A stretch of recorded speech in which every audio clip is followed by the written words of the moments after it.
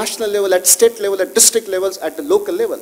We need to have challenge. That's what leadership is all about. Leadership is all about empowering people. Leadership is all about motivating people, inspiring people to proactively provide leadership even at the ground level. It's not only at the top level in that context. But when we say leadership, what comes to our mind?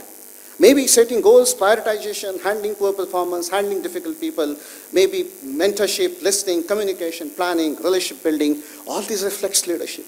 And therefore, in that context, we need to address those challenges. One more important issue when we talk about HRH is not getting into the debate of management versus leadership, but HRH management versus HRH leadership. Both are complementary, both are important, both are critical. But when we talk about HRH management, it's basically is doing things right. But what's more important is leadership, is doing the right thing. This Peter Drucker had said some point in time, which clearly communicates the message that both management and leadership are critical. But it's not only that the things which we want to do right are important, but we also need to do what are the right things. In that context, we need to address those issues. Two more issues in the context of leadership I would like to focus. Because people say whether the leaders are born or made. I would say that, and then I quoted this Warren Bennis on Becoming a Leader, a very interesting book actually telling us all about the most dangerous leadership is that leaders are born and that there is a genetic factor to leadership. And this myth asserts that the people simply either have some charismatic qualities or not. Either you are a leader or you are not a leader. That's nonsense. In fact, the opposite is true. Leaders are made rather than born. And therefore, we need to invest in people to transform them. We need to see that how do we actually see that the competencies of leadership are acquired by the people in that context. Another context of leadership I would like to specifically mention here is, it's not that the leadership, when we talk about leadership at the top levels in the organization or in the institutions only. Authority and power is not synonymous and equal to the leadership. We can find leadership at all the levels. And what this Professor Sinclair has said is all about, I like to mention, is leadership is an activity almost all of us do at some time or another. It is not for the captains of the industry or the leaders of the institutions or organizations, but a type of leadership, but the work we do as role models, as teachers, parents, activists, spokespersons. I would say the auxiliary nurse midwife who is catering to the needs of the 5,000 population in rural areas is also important leader. She can play a very critical and important leadership role, and we had seen today morning actually, in the inaugural program actually, we felicitate our colleague from Nepal. So that's what leadership is not about. I would say that A&M is as equally important to those 5,000 people as the health minister for the country. What the health minister for the country can do is the 5,000 need catered by the A&M can also transform scene. We had seen leadership qualities in such kind of people. How do we actually make so many people in that context?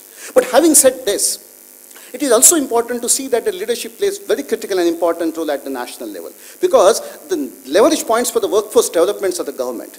Because we all understand that they need to take the leadership position in workforce development because they set the policies. The government set the policies. We also understand that they secure the financing, support the education. They operate the public sector. They regulate the private sector. In that context, the country strategies which has been identified by Lincoln and Tim Evans in their, one of the Lancet publications recent past, talking about engaging leaders and stakeholders, then planning human investments, managing performance, developing, so all talking about in context of the national level leadership, how it can advance the agenda. In 2 minutes, just wanted to mention that some of the issues related to India.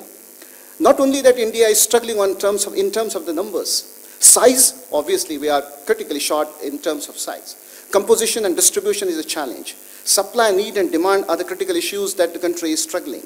It's 2.2 million health workers in India as per the census estimates, but these are the 2001 census estimates adjusted to 2005. We do not have the estimates, as I mentioned earlier, for the current period. The density of doctors is 6 per 10,000. And the density of nurses and midwives is 13 per 10,000. The joint density translates to 19 health workers per 10,000 population. But beyond numbers, it's not only the numbers are critical and important, but beyond numbers, if you look at the HRH education scenario, the production side, supply side, the quality and quantity of existing HRH education is extremely variable. Lack of connectivity between educational institutions and the health systems. Need for competency-driven curriculum. We don't have accreditation frameworks being currently available, particularly for the public health programs. Need for defining career pathways for the human resources for health. Opportunities and qualities for in-service capacity building is variable. There are certain governance issues also.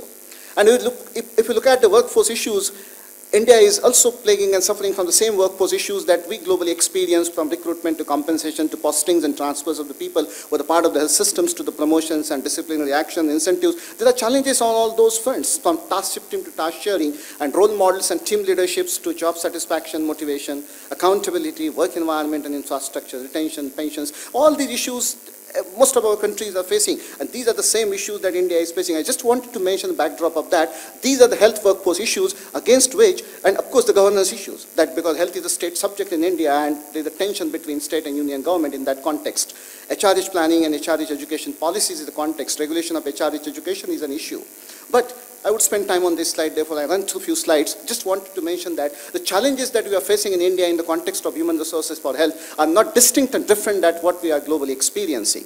But in terms of what I looked at is that last few years that there have been several attempts to address to these HRH challenges. One of the leadership programs that has been initiated in India is the National Rural Health Mission, through which several initiatives were undertaken to address the challenges of human resources. And in each of these activities that has been mentioned on this slide, leadership has played a role.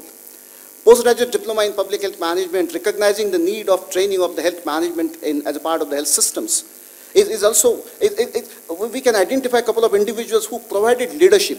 These programs are there because people worked as champions. They provided leadership. High-level expert group constituted by the Planning Commission, Government of India, advancing the agenda of universal health coverage in India, is driven by the group of people who are actually dedicated and acting as champions to advance the agenda in the context of human resources for health. Advancing the agenda of public health cadre, again, there are some key persons actually providing leadership. These all examples basically are that few champions who are driven, who wanted to do something with mission and passion actually and engage themselves in advancing the agenda. So it's just possible that if the leadership is engaged into and leadership qualities are demonstrated and exhibited, the people can advance certainly these issues. Evidence for leadership in HRH. Sometimes the question is that leadership makes a difference and it matters. But where is the evidence? The question is asked that where is the evidence that leadership makes a difference?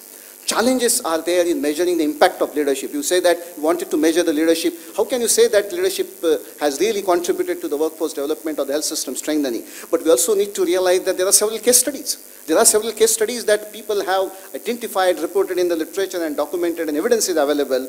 But systematic and significant sustained efforts for leadership development in HRH are critical and important in that context.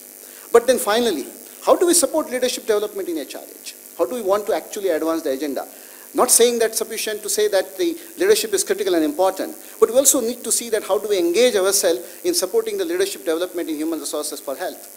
Leadership competencies in health professional education. The Lancet Commission recommendations, which clearly tells us that we need to figure it out, how do we actually incorporate leadership competencies in our education of health professionals.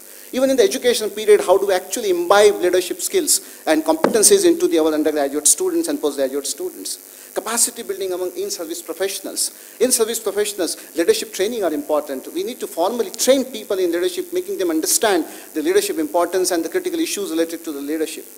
But these are the institutional mechanisms which will not translate directly unless we have individual focused mechanisms to address these issues. In the context of mentoring, by training and by conducting trainings for the people for enhancing their leadership skills will not work unless we focus on actually mentoring in groups and in individuals to see that the leadership skills are transferred to them. Empowering them to demonstrate leadership skills is one of the engagement that one can look at. Creating supportive environment and allowing people to get in the leadership positions and demonstrate is one of the areas that one need to look into. So this is how actually one can look at that, how do we actually support leadership development in human resources for health. Thank you so much. Thank you very much, Professor Sanjay Zodpey.